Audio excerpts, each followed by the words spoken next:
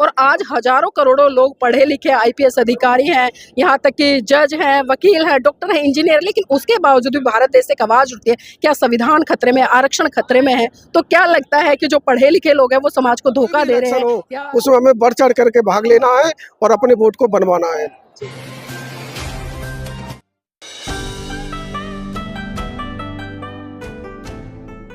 नमस्कार, आप देख रहे हैं एनबी न्यूज 24/7 नीलम बोध के साथ। और साथियों, आज हूं मैं राष्ट्रीय दलित प्रेरणा केंद्र, जहां पर आज परम पूज्य बाबा साहब के परिनिर्वाण दिवस पर बहुजन समाज पार्टी की तरफ से एक विशाल व भव्य कार्यक्रम का आयोजन किया गया। यहां पर तमाम लोग उमड़े हैं, मेरे साथ में कुछ महत्वपूर्ण लोग हैं, उनसे चर्चा करूंगी और आज का जो दिन है उसकी सार्थकता भी जानूंगी। और मेरे पास में आदरणीय जी हैं, अभी एमएलसी का चुनाव लड़ रहे हैं आगरा से, तो पहले मैं उन्हीं से परिचित होता हूँ। सर, पूरा परिचय दीजिए अपना।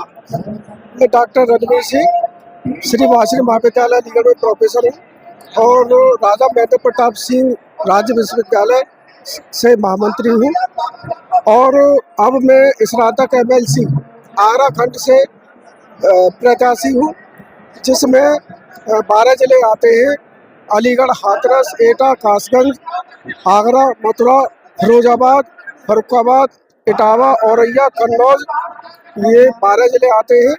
और सभी से मैं निवेदन करना चाहूँगा कि सभी अपना वोट बनवाएं। यह प्रक्रिया 16 दिसंबर 2025 तक चलेगी और आप सभी अपना वोट बनवाएं। और आज हम यहाँ प्रेरणा स्थल पर आकर के बहुत प्रफुल्लित हैं। आज की यहाँ की जो संख्या को देख करके लग रहा है कि बहुत अच्छा बदलाव आने वाला है और सभी यहाँ बहन जी की बातें कर रहे हैं।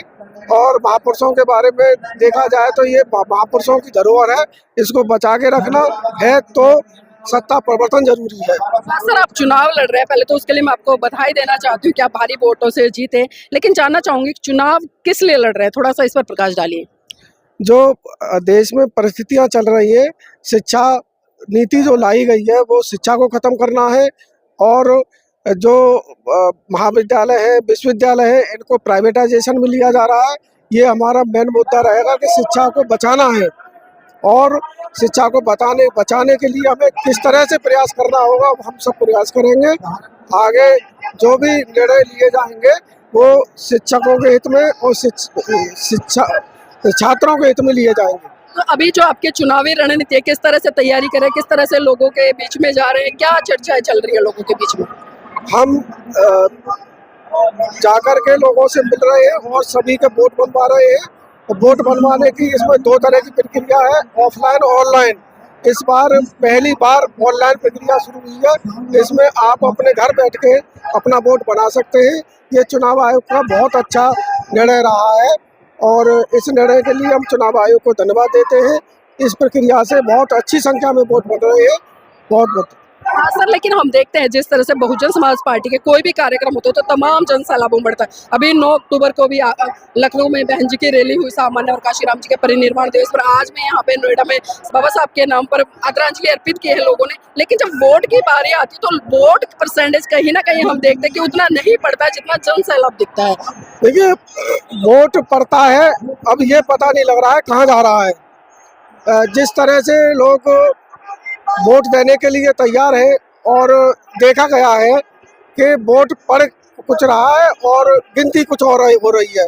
तो ये सब जो भी घोटाले चल रहे हैं, ये जब तक सत्ता परिवर्तन नहीं होगा, जब तक सही निर्णय नहीं हो पाएगा। लेकिन सर, सत्ता परिवर्तन कैसे होगा? क्योंकि आज हम देख रहे हैं कि जगह जगह से कहीं हिंदू राष्ट्र की मांग उठ रही है, कहीं कोई कुछ कह रहा है, कहीं कोई कुछ कह रहा है। तो मतलब हर कोई अपनी अपनी डपली अपना अपना राग बजा रहा है। लेकिन जब तक राष्ट्र की बात नहीं होगी, भारत के निर्माण की बात नहीं होगी, शिक्षा पे बात नहीं होगी और अच्छे स्वास्थ्य पे बात नहीं होगी, अच्छे रोजगारों पे बात नहीं होगी, तो तब तक क्या लगता है इस तरह से जो सत्ता की बात है या जो एक सत्ताधारी सपने हैं वो कहीं ना कहीं खाबी पुलाव नहीं होंगे?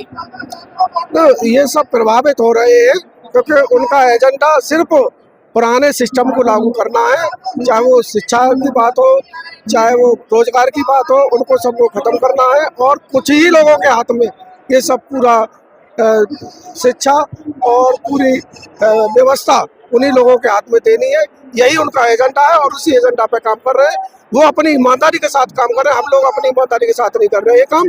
अगर हम लोग अपनी ईमानदारी के साथ काम करें, हमारा समाज, देश का जो भी दबा कुचला समाज है, और जो भी जानकार समाज है, अगर समाज में उतर करके काम करेगा तो बहुत अच्छा परिवर्तन होगा, जिसकी आप कल्पना भी नहीं कर सकते।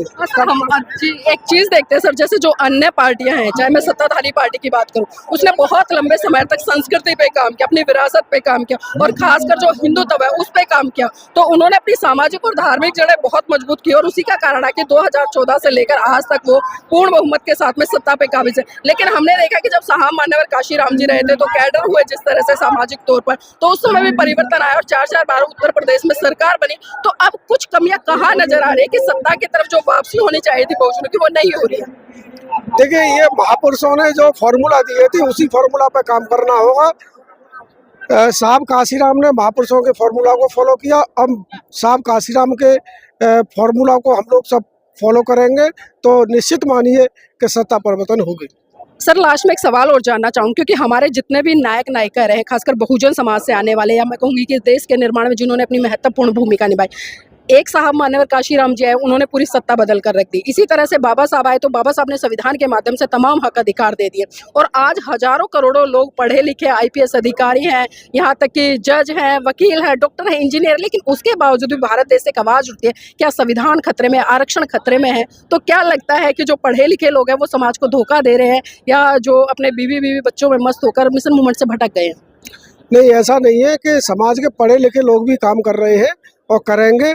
कुछ ही लोग ऐसे हैं जो लोगों को भड़काने का काम करते हैं।